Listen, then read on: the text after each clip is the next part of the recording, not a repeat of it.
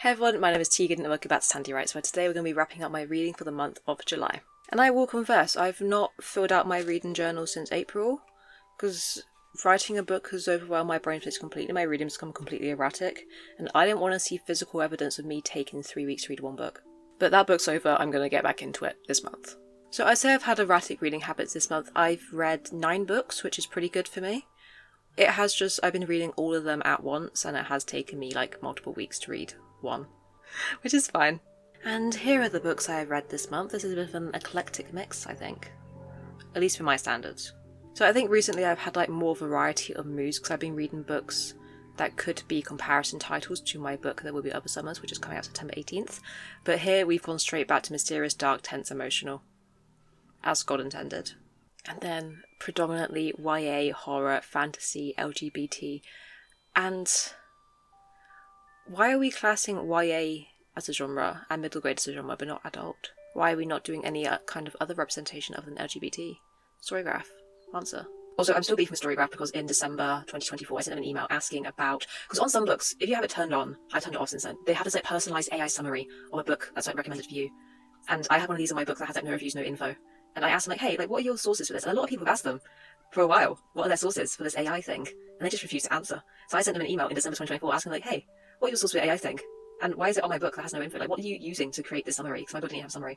Because other books, like, hey, are you like farming through the reviews? Are you using the summary? Are you using like, I don't know. And they just haven't answered.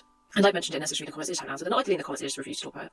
And I think the one time they did like a very vague, like, oh, it's like ethical AI or something like a year ago, and they just still haven't followed up. So that's my beef with Storygraph. And yeah, my average rating this month is either bad or good. They're all 2 or 2.5 stars, or 4 or 4.5 stars. And I did reread some very enjoyable books this month, and I did find a new favourite. So let's talk about some individual books. The first book I read was Jackknife by Joe Hill, and it's a short story, novella, short story. I think it was sold to me because it's about an evil tree that like fights back if you harm it or something like that. And this one, it starts off with a man. He's moved to this like random house because he was having not an affair. Well, an affair. He's been accused of grooming one of his like uni students through texts, and he spends the entire book like blaming on her for tempting him. And I got maybe like 10 pages into the book, and I thought, this man Joe Hill writes about women the same way not John Green, Stephen King writes about women. And lo and behold, yes, they are father and son. This is a book where I was drawn in because it's a very cool concept, and I started reading it and I was like, God, I can't wait to finish this. And thankfully it was only, 40-50 pages long. I probably gave this 2 stars. It had potential, but I didn't like it. Next up, I reread A Study in Drowning by Avery Reid in audiobook format because this month, I was going to say, the sequel, Ethereal Dreaming, is coming out. It's come out in the US already. The UK might be coming out this week that I'm filming. And I love A Study in Drowning. Of course I do. I want to write a book that's exactly like it, but obviously not for copyright reasons. And it was equally enjoyable the second time around. I also really enjoyed the narrator, so I might have had like slightly more fun the second time around, but loved it, really enjoyed it. I have a full review of it somewhere on this channel. Next up, I read an advanced copy of The World Inside by Jan Fields from NetGalley in exchange for an honest review. And I will read you my review here because I'm not making a full video about it after I find my review. So yeah, this book I found while browsing NetGalley, and it's about a girl and her mother move into her like comatose great aunt's house over the summer to like care for the great aunt when she comes out of the hospital. And the daughter finds these paintings that have like people trapped inside them, and they're moving about, and she has the power to like see what's going on, and it seems like the people want to escape from the paintings. And I thought, wow, that's so cool, because it was a young adult horror, and I thought, yes, I need that. And then I opened it up and I thought, this is 160 pages long. How interesting. And yeah, I somehow missed the memo that this book and other books published by Horizon's High-Low Books. They're aimed at reluctant teen readers, and they're written at a 2nd to 3rd grade reading level. So it is a young adult book, but it read a lot younger. But it's got an interest level of ages 14 and up.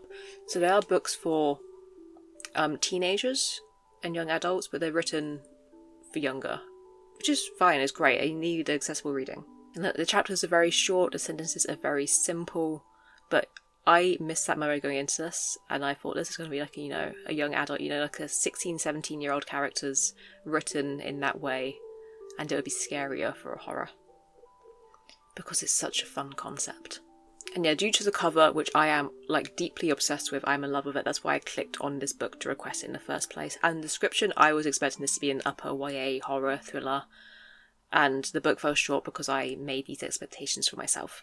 Yeah, it's an interesting and engaging concept, but I was left with a lot of unanswered questions due to this very short page count and there not being the room for further development. The secrets uncovered in the book are not overly disturbing as promised in the description. We don't find out how the paintings were created, or if the paintings did actually have potential to ooze out into the real world. So I would love to read an upper YA adult version of this that can commit to the horror that I was expecting. It was fast paced and the characters were as interesting as they can be for the time that they were given, and I imagine the intended audience will be able to enjoy this story to its full potential. Next up, I read Girl Goddess Cream by B. Fitzgerald, which is this bright pink thing here, and I thought this was on the TBR that I set myself for the year. It might not be. But her book A Beautiful Evil, which is a Grumpy Sunshine Pandora reimagining, is coming out, I believe, this month. So I thought, okay, I need to actually read, because I have her book Girl Goddess Cream, I have The Crown Ends All, which is the Cassandra, Helen of Troy Sapphic book. And I was like, I need to actually read these because I'm so deeply obsessed and engaged with the concepts that I need to read this before the Pandora one comes out because I haven't read a Pandora. And also emphasis that these are reimaginings, not retellings. They're reimaginings that are deeply rooted in the history and the research, but they're not a retelling. Girl Goddess Queen is a Persephone and Hades kind of fake dating. Persephone throws herself into hell to escape an arranged marriage, and she gets Hades to be in a fake relationship with her to trick everyone that, she's married. She doesn't need to be married off to her half siblings, and she eventually realizes she is more than just the goddess of flowers. And this was so much fun to read. It was so much fun to read. At one point I was, pushed away by the hot pink cover because as a you may be able to see it stands out a lot on my bookshelves. It's not a usual thing I go for. I'm not usually into fake dating, but I followed B on TikTok long before this book came out, and I was obsessed with the way she presents herself and how she was talking about the characters in the original myths. And I thought, I'll give that a go. And yeah, it took me a few years to read it, but I love it. It's so much fun. It's so much fun. And yeah, it's a lot of pages. The pacing is a bit off for me, and it kind of feels like it's setting itself up. There's more to the story. This could be a duology and I would still read that. But yeah, I'm very excited to read The Crown Ends All, and I'm very excited for Beautiful Evil, which is coming out this month. And next up we have Atmosphere by Jenkins Reid, which was my surprise favourite of the month. I gave this 5 stars. I cried. And in the past I've had a complicated relationship with Jenkins Reid's works. I obviously read Seven Husbands of Evelyn Hugo like everyone else did. I enjoyed it in a 3-star kind of way. I thought, yeah, I enjoyed it, I finished it. I have some issues with it, but it was fine for me. I imagine if I reread it, I'll probably like it more. Maybe in an audiobook format, because that seems fun. But I enjoyed it an okay amount. I read Daisy Jones and the Six afterwards, again, as most people do. It was more a 3.5. I was like, okay, I enjoyed this one a bit more. I like the characters a bit more. It's a bit more fun. A bit more. I say fun. I mean everyone every character sucks. They're having an awful time. They're arguing with each other, but that's fun. It's little gossip. And I like that one a bit more. But then ultimately, I think I like the TV show more than the book. And then after that, I read Malibu Rising, which I think I gave 4 stars. It's my favourite Jenkins Reid book at the time. And something about it was just so enjoyable to me, which I think is an unpopular opinion just because Evelyn Hugo is so beloved. But Malibu Rising was my favourite. But it wouldn't have made any favourite lists. So I picked up Atmosphere because I'm pulling up the description. It's a book about a NASA astronaut. Do I have the texts that I sent about this? I also haven't posted a full review about this book. I imagine I will at some point, as it's going to make my end of year favourite lists. So I need to prepare to talk about it. Also, the big thing about this book is that it has a love story on the front cover, and a lot of the people who reviewed this book thought like, oh, it's got too much love story, and it's like, it's promoted as a love story. It's more of a love story with a side of NASA, rather than NASA with a side of love story. But the love story for me, the book, I would say, is a third NASA and space, a third love story, but part of that is, actually no, 2/3 love story. It's not like an even half and half. But out of those 2/3 love story, it's an equal split between the character, her girlfriend, like an actual romantic relationship. There's the love story between like her and her niece, and then the one between actually her and space is this whole other thing, and humanity and where she fits into the universe, which is just so vast and she is so small. So it is, you know, heavily a love story, but it's not like heavily a romance, if you get me. And how much can I talk about? Because this is a dual timeline. The past timeline is the moment, the main character, is her name June? Before I just start. Joan. The past timeline is Joan from the moment she like gets accepted into the NASA training program to she goes to space.